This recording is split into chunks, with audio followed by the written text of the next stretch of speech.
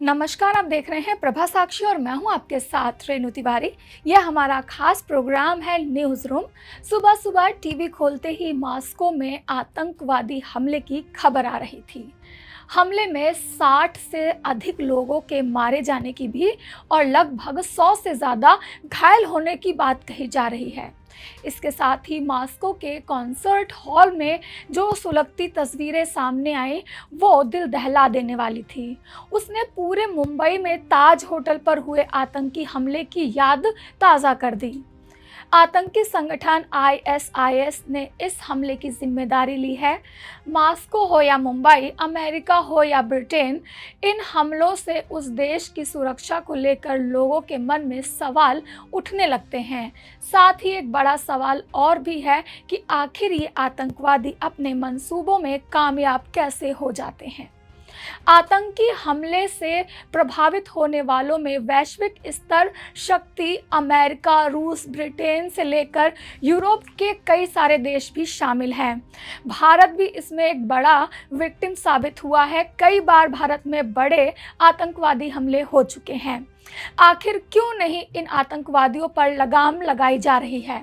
Al Qaeda, ISIS से लेकर लश्कर-ए-तैयबा और हिजबुल मुजाहिदीन तक, बस इन आतंकवादी संगठनों का नाम बदलता रहता है।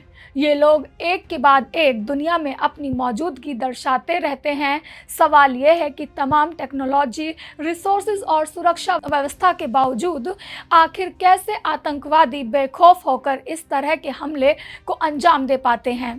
ऐसा लगता है कि इन आतंकवादियों के सामने दुनिया के ताकतवर देश भी लाचार नजर आते हैं। ये पहली बार नहीं है कि इस तरह के भीषण हमले आतंकवादियों ने लोगों पर किए हैं और लोगों की जान ली है। पिछले 2 दशक में कई सारे ऐसे हमले हुए हैं जिन्होंने सुरक्षा व्यवस्था पर एक बड़ा सवाल खड़ा किया है। ऐसे में लोगों के मन में ये सवाल आता है कि आखिर आतंक का दर्द दे रहे इन कसाईयों का फाइनल इलाज क्या है। सबसे पहले हम आपको बताते हैं कि मॉस्को हमले की पूरी जानकारी आपको देते हैं। रूस की राजधानी मॉस्को में आतंकी हमले में 60 लोगों की अब तक मौत हो चुकी है, वहीं 100 से ज़्यादा लोग घायल हैं। रूस की मीडिया के संस्थानों से आई खबरों के मुताबिक रूसी राजधानी के पश्चिम क्षेत्र में स्थित क्रॉस सिटी हॉल में गोलीबारी हुई। कई अन्य रूसी मीडिया संस्थानों ने गोलीबारी की सूचना दी और कहा कि गोलीबारी के कारण संबंधित स्थल पर स्थिति एक मॉल में आग लग गई है। सोशल मीडिया पर पोस्ट किए गए वीडियो में इमारत के ऊपर काले धुएं का एक बड़ा गुबार देखा जा सकता है। यह मामला तब हुआ जब क्रॉस सिटी हॉल में प्रसिद्ध रूसी रॉक बैंड पिकनिक के एक संगीत कार्यक्रम में शामिल होने के लिए लोगों की वहां पर भीड़ जमा हुई थी। इस हॉल में लगभग 6000 से भी ज़्यादा लोग बैठ सकते हैं और तभी अचानक गोलीबारी शुरू हो गई और उसमें आतंकवादियों ने लगभग 60 लोगों को मौत के घाट उतार दिया है। अभी भी ये आंकड़ा बढ़ सकता है क्योंकि माना जा रहा है कि 100 से ज़्यादा लोग इस हमले में घायल हुए हैं। आपको बता दें कि ऐसे कई सारे हमले हमने विश्व में देखे हुए हैं। आज हम आपको उन्हीं हमलों के बारे में एक एक लाइन कुछ बातें बताएंगे जिससे आपको ये पता चलेगा कि कैसे ये आतंकवादी अपने मंसूबों में शामिल हो जाते हैं।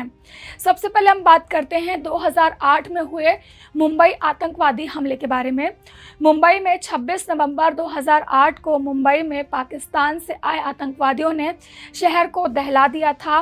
देश की आर्थिक नगरी पर हुए इस हमले में भारत समेत पूरी दुनिया सन्न रह गई थी। इस आतंकवादी हमले में 160 से ज़्यादा लोगों ने अपनी जान गंवा दी थी, वहीं 300 से ज़्यादा लोग इसमें घायल हुए थे। 10 आतंकवादियों ने 60 घंटे तक शहर को बंधक बना लिया था। आतंकवादियों ने ताज होटल और ओबराय में होटल में घुसकर कई सारे हमले किए थे। आतंकवादियों ने ताज होटल में 31 लोगों को गोली मार दी थी। 4 दिन तक चलते रहे इस ऑपरेशन के बाद एनएसजी ने होटल में घुसे 4 आतंकवादियों को ढेर कर दिया था। पाकिस्तानी आतंकवादी लश्कर-ए-तैयबा ने आतंकवादी इस हमले को अंजाम दिया था। ये लोग समुद्र के रास्ते मुंबई में पहुंचे थे। आतंकवादी आतंकवादियों ने होटल के साथ ही सीएटी स्टेशन और लियोपोल्ड कैफे पर भी हमला किया था। बाद में एक आतंकवादी अजमल कसाब जिंदा पकड़ लिया गया था। मुकदमे के बाद उसको फांसी की सजा सुना दी गई थी। ऐसा ही कुछ एक हमला हुआ था मैड्रिड ट्रेन हमले में बहुत सारे लोगों ने अपनी जान गंवाई थी। एक रिपोर्ट के मुताबिक लगभग 191 लोग इस हमले में मारे गए थे। यह हमला 2004 में हुआ था। स्पेन के मैड्रिड में हुआ आतंकी हमला ये बहुत बड़ा और लोगों को सन्न करने वाला था। आतंकवादियों ने 11 मार्च 2004 की सुबह मैड्रिड में कंप्यूटर ट्रेन को निशाना बनाकर एक के बाद एक 4 ट्रेनों में ब्लास्ट किया था। इन हमलों में 191 लोग मारे गए थे, वहीं 1800 से अधिक लोग इसमें घायल हो गए थे। स्पेन के आम चुनाव से ठीक 3 दिन पहले इस मामले को राजनीतिक तौर पर जोड़कर देखा गया था। स्पेनिश सरकार और स्पेनिश मीडिया दोनों ने तुरंत बम विस्फोटकों के लिए ईटीए को जिम्मेदार ठहराया था। वहीं 2015 की बात करें तो पेरिस हमले में लगभग 130 लोगों ने अपनी जान गंवाई थी। साल 2015 में फ्रांस के पेरिस में 13 नवंबर 2015 की शाम आतंकवादियों ने हमला कर दिया था। इस हमले में कम से कम 130 लोग मारे गए थे और 350 से ज़्यादा लोग घायल हो गए थे। इस हमले की जिम्मेदारी आईएसआईएस ने ली थी।